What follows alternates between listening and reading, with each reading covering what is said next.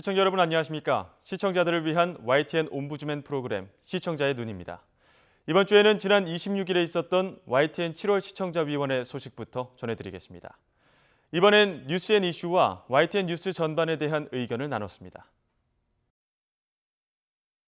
사드에 대한 얘기가 여러 꼭지가 이렇게 쭉 나오는데 미국 의원 얘기, 정진석 대표, 더불어민주당 이렇게 쭉 나오는데 이게 막 이렇게 좀 일정하지 않은 느낌이었고, 그러니까 조금 어떤 얘기가 진행이 될 때 먼저 시작하는 게 이런 거에 대해 사드에 대해서 우리가 늘 들었던 얘기지만 그날은 유난히 저는 이렇게 들으면서 조금 이렇게 그러니까 일정한 톤 어떤 의도로 이렇게 진행이 이게 연결이 됐을까 하는 게 조금 어려웠었습니다. 그래서 제가 그걸 좀 말씀드리겠습니다.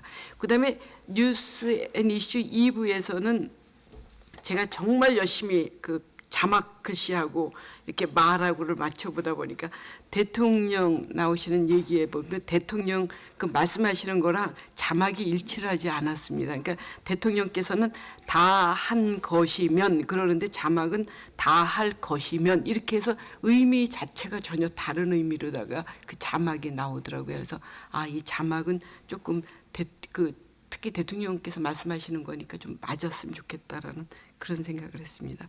그다음에 이제 아무래도 이슈 얘기라 좀 많은 거를 이렇게 보도를 해야 돼서 그 변호사 분이 오셨지만 변호사 분이 얘기하시는 게 굉장히 막 모든 거에 전천후처럼 이렇게 말씀하시는 게 어떤 팩트에 대한 얘기는 이분보다는 조금 기자분이 얘기를 하신다든가 이렇게 해서 조금 정리가 됐으면 좋겠다는 생각이 들었고요. 근데 이분 얘기 중에서도 보면 홍콩과 마카오, 근데 사실 마카오였는데 홍콩과 마카오 이런 얘기도 쓰시고요. 또 소위 말하는 무슨 도박, 어디에서 도박인데 무슨 소리인지 제가 전혀 그건 알아듣지 못해서 제가 여러 번 다시 돌려서 들었는데도 결국은 제가 그게 무슨 소리인지는 잘 못 알아들었습니다. 그래서 그렇게 얘기를 할 때 좀 클리어하게 모든 사람들이 이렇게 알아들을 수 있게 얘기를 해주면 좋겠다라는 그런 생각을 했습니다. 그래서 어쨌든 전체적으로 저는 굉장히 잘 돼 있다고 생각이 들고 12시 뉴스인데 요즘처럼 더운 날씨에 그 현재 기온을 이렇게 보여주는 거고 굉장히 좋았고요. 그다음에 이 시간에 남산, 제주, 서귀포항, 대전, 둔산대교, 속초, 장사항 이런 걸 이렇게 같이 보여주는 게 아주 굉장히 저는 좋았습니다. 그래서 이렇게 해서 전국에 방송된다는 걸 이렇게 보여주는 거 참 좋겠다라는 생각을 했습니다.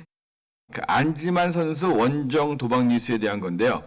어려운 법률 용어가 계속적으로 반복되기 때문에 좀 불편했다는 생각이 들었습니다. 검찰의 불구속 기소 의견으로 송치했습니다. 그다음에 윤석열 선수의 경우에는 중지 의견으로 송치됐습니다. 과연 기소 의견, 송치 이런 말에 대해서 정확히 이해하는 사람이 얼마나 될까 이런 생각이 들었거든요.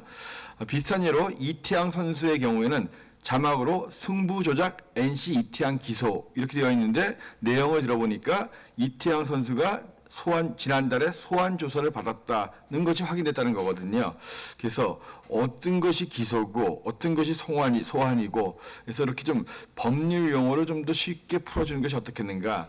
2부에서 변호사가 나와서 이걸 갖다가 뉴스 인사이드를 가지고 설명을 했는데 변호사가 나왔음에도 불구하고 역시 똑같은 용어로만 설명을 했지 정확하게 쉽게 해설해서 이야기를 해주는 것이 없었습니다. 그래서 결국 뉴스 인사이드 같은 경우에 사건 사고에 대해서 이야기할 때는 일반 변호사보다는 일선 경찰 출신이나 사건 전문 변호사들이 좀 더 어울리지 않았나 라는 생각이 들거든요. 그래서 사건 전문 변호사나 경찰 출신이 아니라면 일반적인 수준의 이야기만 할 수 있기 때문에 인사이드라고 하기에는 조금 좀 한계가 있지 않았나라는 생각이 들었습니다. 그 다음에 네 번째로는 사드 배치에 대한 뉴스를 보면서 들었던 생각들인데요. 계속적으로 사드에 대한 뉴스들이 굉장히 많이 나오고 있는데 뉴스 전부 나오는 분들은 정치인 아니면 선동꾼들밖에 없다는 생각이 들었습니다. 전문가는 없고 선동꾼들만 가지고 뉴스가 진행되는 것이 아닌가. 무기 전문가나 전자파 전문가들의 의견을 취재해서 보도하는 것이 필요하지 않았나. 정말 사드가 문제가 있는지 사드 말고 다른 대안이 있는지 이런 것들을 정치인들이라든가 비전문가들의 이야기를 아무리 들어봤자 시청자들은 헷갈리거든요.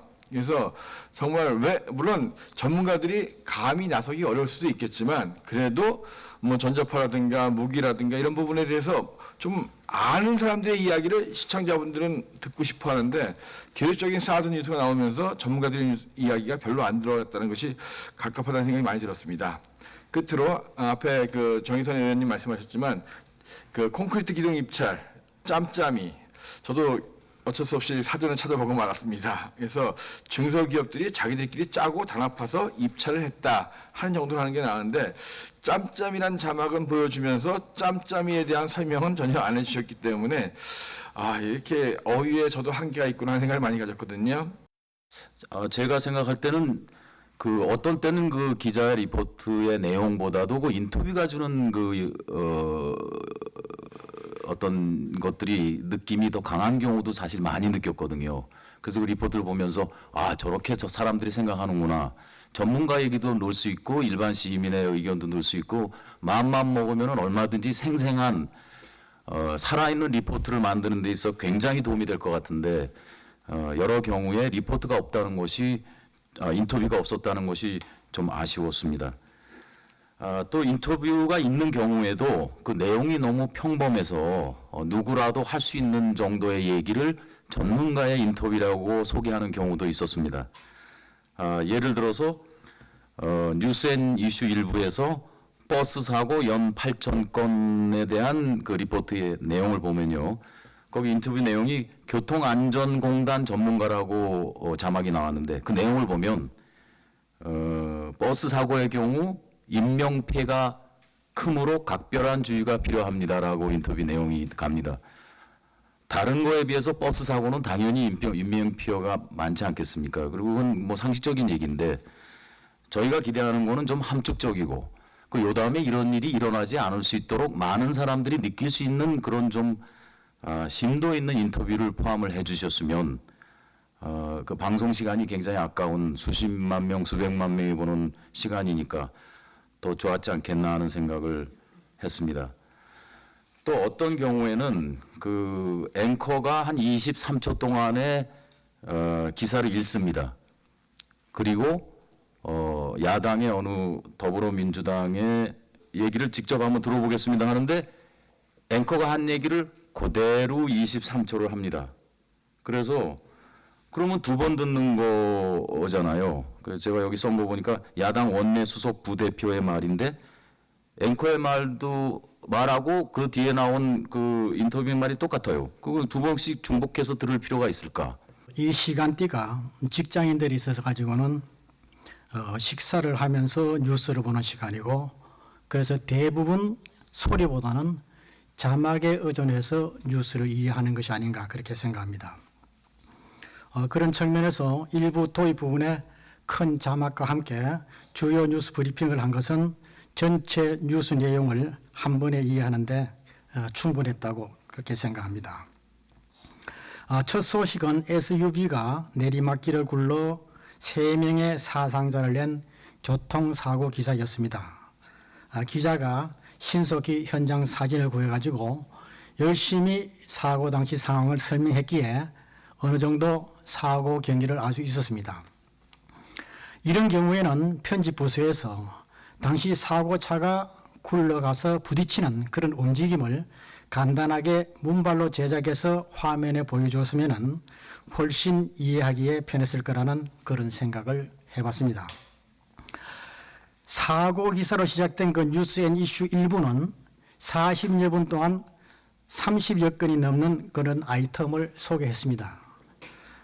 이 가운데 20여 건이 공직자 비리나 도박, 승부 조작, 성폭행, 그리고 사기 사건 기사들로 채우고 있습니다. 여기에다 정치 기사마저 여야 간 싸움질하는 그런 내용들입니다.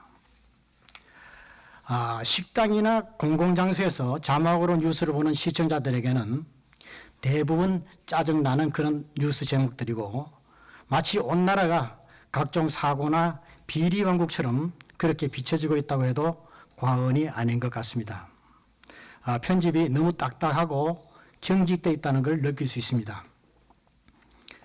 물론 이 시간대가 주요 뉴스의 리포트 제작이 힘든 시간인 줄 압니다.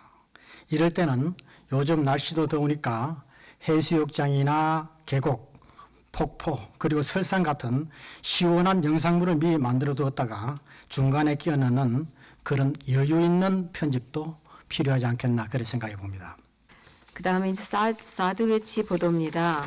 사드 배치 보도도 여기 이렇게 굉장히 널뛰기를 하는 느낌이 좀 듭니다. 사드 배치에는 몇 가지 문제가 있죠. 몇 가지 측면이 있죠. 막대한 운영 비용의 문제가 있고요. 기능과 효과성 측면이 있고, 배치 결정 과정과 그 기준의 정당성 측면이 있고, 외교적 부작용 등 다양한 측면이 있습니다. 특히 최근에는 성주 배치 결정에 따라서 유해성, 무해성 논란이 집중이 되는데, 사실 대한민국에 이게 배치되는데 미 하원 의원이 딸에게 성주 참외를 먹이겠다 이런 발언한 것은 아무 의미가 없다고 생각합니다. 그것을 적지 않은 시간을 할애해서 보도한 것에 대해서 상당히 저는 적절치 않았다고 생각을 하고요. 유해성, 무해성도 좀 더 과학적으로 접근을 했으면 좋겠고, 비용에 대한 보도가 절대적으로 부족합니다. 잠깐 나오는 듯이 하더니 최근에는 거의 없습니다. 사드 배치에 대한 보도가 좀 균형이 있었으면 좋겠습니다. 뉴스 앤 이슈 2부입니다. 사드 배치에 대한 대통령 발언을 소개하는데, 대통령 발언은 국가를 위해 최선을 다한 것이면 국민들에게 소상히 말씀드려서라고 했는데, 자막은 최선을 다할 것이며 이렇게 나왔습니다. 전달이 잘 안 된 거죠. 더민주 박완주 원내수석 부대표 발언 보도에서 사실 직책명이 너무 어렵기도 하고 말하다 보면 실수는 있을 수 있습니다. 네, 큰 일은 아니라고 보고요. 다만 이제 박수석 대표, 부대표 이런 발언 실수가 좀 있었습니다. 저는 그런 발언은 크게 중요한 거라고 보지는 않습니다만. 프로야구 선수들의 승부 조작, 해외 원정 도박 연루에 대해서 KBO가 대국민 사과문을 발표했다는 보도와 관련 영어 이니셜 KBO보다는 한국야구위원회로 우리말 명칭으로 표현한 것이 뉴스 전달력이 더 강하고 바람직하다고 생각이 됩니다. YTN, KBS, WHO, SBS 등과 같이 상용화된 명칭이라면 몰라도 한국야구위원회를 KBO로 지칭하는 것은 외교부를 MOFA, 한국은행을 BOK로 지칭하는 것과 같은 경우라고 생각이 됩니다. 다행히 뉴스 앤 이슈 2부에서는 한국야구위원회라고 표현을 하였습니다.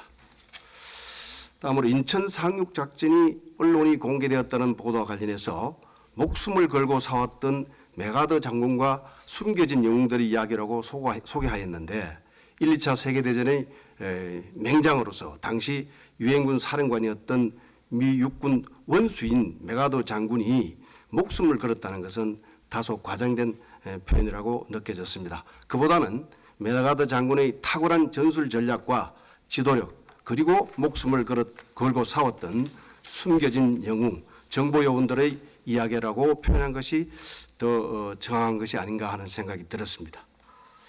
다음 스크롤 뉴스에서 트럼프 여론조사에서 잇따라 힐러리의 역전이라고 표현하였는데, 역전이라는 것은 형세가 뒤집혀진다는 뜻으로 여론조사에서 트럼프와 힐러리의 지지율 형세가 뒤집혀졌다는 것인데, 이것만으로는 좀 부정확하고 미흡하다고 생각이 됩니다. 트럼프 여론조사에서 힐러리의 역전 우세라고 보다 정확히 우세라는 단어를 넣어 공화당 전당대회 효과로 트럼프가 힐러리보다 지지율을 앞서고 있다는 것을 정확히 표현할 필요가 있었다고 봅니다. 그 다음 날씨 보도에서 폭염에다 폐엔 현상으로 동풍이 태백 산맥을 넘으면서 고온 건조해진 바람이 더해졌다고 했는데, 전국적으로 고온다습한 찜통더위에 시달리는 시청자들 입장에서 건조한 바람이라는 표현이 좀 어색했다는 생각이 듭니다. 따라서 장마철의 폐에는 기상학적으로 고온다습할 수 있다는 보충 설명이 필요하다고 생각이 들었습니다. 버스 기사 음주운전 삼진 아웃 경력 있어 여기 보도하는 데서 가운데 50% 넘는 버스 기사 운전 중 휴대전화 사용을 하고 있다는 통계도 있다. 이런 자막과 코멘트가 있는데 이 부분에 있어서 혹시 출처라든가 어느 조사 기관에서 통계라든가 이런 게 있으면은 좀 같이 보도해주면 보다 신뢰성을 높일 수 있다는 생각이 들었습니다. 아울러서 이런 보도를 함에 있어서 앞으로 사회적으로 이런 걸 예방하기 위해서 이 기회에 우리나라 버스 운전 부분에 대한 개선 방안이라든가 제도상 문제라든가 이런 것도 같이 좀 이야기를 하면 어떨까 하는 생각이 들었습니다. 유럽 같은 데 선진국을 가보면은 버스 같은 대형 차는 상당히 운전자한테 엄하게 관리를 하고 있습니다. 우선 하루에 총 운행 시간이 몇 시간 이상 되면은 절대적으로 운행 못하게 되어 있고 또 몇 분 운행하면 반드시 몇 분을 쉬게 되어 있고 또 운행하는 데 있어서도 예를 들면은 독일 같은 데도 그렇게 속도 제한 없어도 관광 버스는 100km 이상 달릴 수가 없도록 아예 구조적으로 되어 있습니다. 근데 우리나라도 이런 부분에 대한 개선을 좀 하는 이런 부분을 YTN 같이 여론 선도하는 이런 언론 기관에서 좀 문제도 지적하고 선도해 주면 좋겠다는 생각이 들었습니다. 지금 우리 교통사고에서 버스하고 트럭 같은 이런 대형차에 의한 인명사고가 거의 대부분을 차지하고 있습니다. 그래서 앞으로 이 부분에 대한 부분이 사회적으로 개선되지 않으면은 앞으로 항상 교통사고에 큰 위험에 처이기 때문에 이런 기회에 언론에서 좀 문제와 제도 개선을 언급해주면 더 좋지 않겠는가 하는 생각이 들었습니다.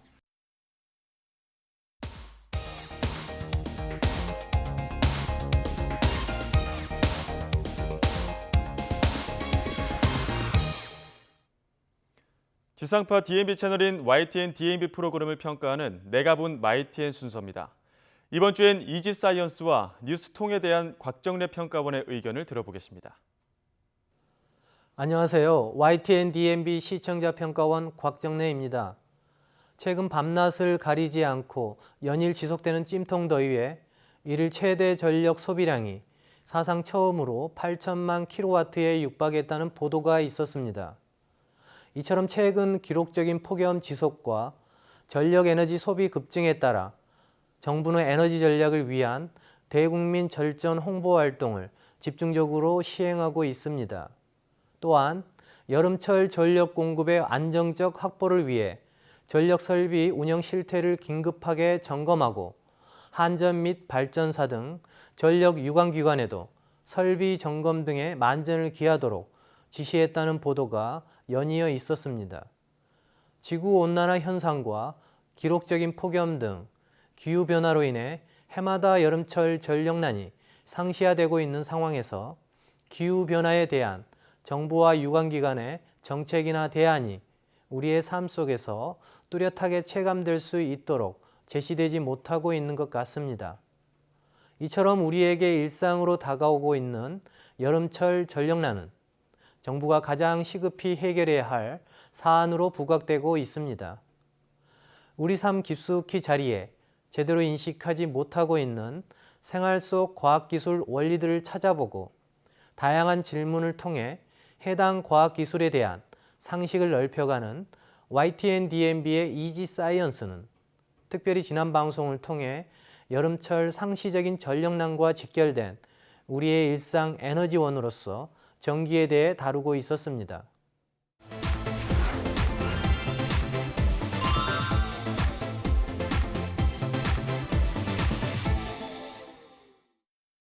오늘 살아가고 있는 우리에게 전기는 거의 일상이자 삶 전부가 되어가고 있는데요. 하지만 이렇게 우리의 삶과 매우 긴밀한 관계를 맺고 동시에 사회적 환경을 결정하는 전기가 어떻게 만들어지고 우리의 실제 삶에 도달하는지에 대한 관심은 그리 커 보이지 않는 것 같습니다. YTN-DMB의 이지 사이언스는 지난 방송에서 세상을 움직이는 에너지, 전기편을 다루면서 우리가 일상적으로 이용하는 전기의 발전 원리부터 전기의 동서양 유래와 발전 역사, 그리고 전기의 다양한 생성 원리 등 전기에 대한 과학적 원리와 상식을 관련 자료와 전문가들을 통해 시청자들에게 알기 쉽게 전달하고 있었습니다. 세상을 움직이는 에너지, 전기편은 전기와 관련한 4개의 내용 구성을 통해 전기의 다양한 측면을 이해하기 쉽도록 시청자들에게 전달하고 있는데요.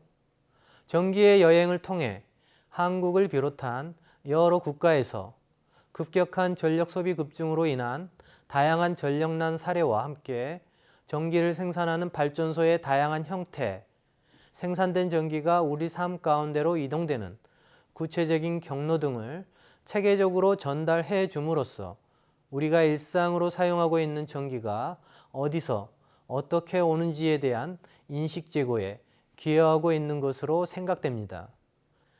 무엇보다 우리가 가정 내에서 일상적으로 사용하는 가전제품의 하루 전기 사용량에 대한 구체적인 수치 제시는 시청자들의 전기 소비 인식에 대한 생각을 제고하는 데 이바지하였습니다.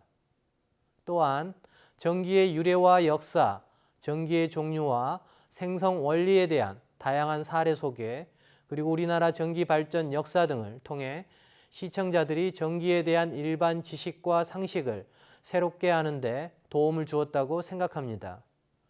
한편 방송을 통해 보여준 번개와 벼락, 천둥, 오로라, 동식물 등 자연 속 다양한 전기 현상들이 만들어지는 기본 원리와 함께 우리 인체에서도 전기가 다양한 기능과 중요한 역할을 한다는 사실에 관심과 흥미가 집중되었는데요. 특히 우리 몸속의 신호인 생체 전기는 심장 박동을 돕고 뇌 기능을 활성화하며 몸의 이상 유무를 다양한 측면에서 확인할 수 있다는 사실이 전기에 대한 일반적인 상식을 뛰어넘어 시청자들의 인식을 높이는 데 유용했다고 생각합니다. 다만 방송에서 아쉬웠던 부분은 상시화되고 있는 전력난과 전기 사용에 대한 정부 차원에서의 대책과 방안이 세부적으로 다루어지지 않아 국가가 어떠한 로드맵을 가지고 전력 혹은 전기 관리가 이루어지는가가 시청자들에게 제대로 전달되지 못하고 있었다는 점입니다. 또한 개인이 실생활을 영위하면서 전기 소비와 일상화된 전력난 해소를 위해 어떤 실질적인 노력과 행동을 해야 하는지에 대한 구체적인 정보가 제공되지 못한 점도 아쉬움으로 남았습니다. 이지 사이언스에서 방송된 세상을 움직이는 에너지 전기편을 통해 시청자들은 우리의 일상과 매우 밀접하게 관련되어 우리의 삶의 질과 환경을 담보하는 전기에 대해 새롭게 인식하게 되는 계기가 되었다고 생각합니다.